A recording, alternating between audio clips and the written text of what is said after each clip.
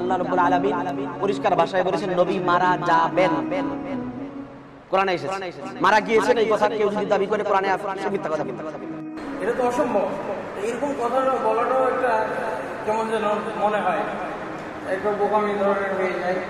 এক নম্বর পয়েন্ট হচ্ছে যে কোরআনে কারীমের মধ্যে এসেছে আল্লাহ রাব্বুল আলামিন পরিষ্কার ভাষায় বলেছেন নবী মারা যাবেন।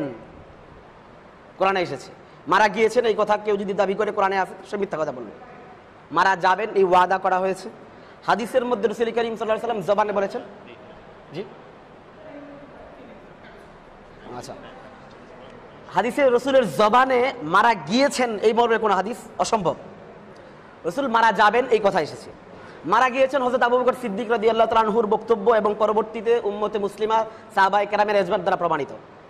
তো আমাদের দাবি হচ্ছে রসুল মারা যাবেন এই কথা কোরআনে এসেছে, যাবেন এই কথা রসুলের জবানে হাদিসে এসেছে, গিয়েছেন এই কথা কোরআনেও আসেনি, হাদিসেও আসেনি।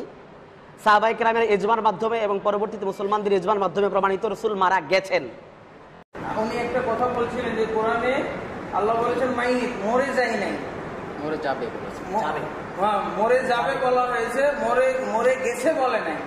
এই কথাটা আমি মনে করি যেহেতু রাসূল সাল্লাল্লাহু আলাইহি ওয়াসাল্লামের জীবদ্দশাতে কোরআন নাযিল হয়েছে, তো ওনার জীবদ্দশা অবস্থায় কিভাবে তুমি মরে গেছো নবী এরকম কোরআনের আয়াত নাযিল হবে? এটা তো অসম্ভব। এরকম কথাটা বলাটাও একটা কেমন যেন মনে হয়, একটা বোকামি ধরনের হয়ে যায়।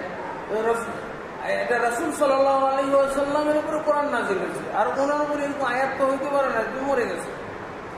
এটা বাস্তবতা হলো মাইত, আর বাস্তবে দেখা গেল উনি মারা গেছে।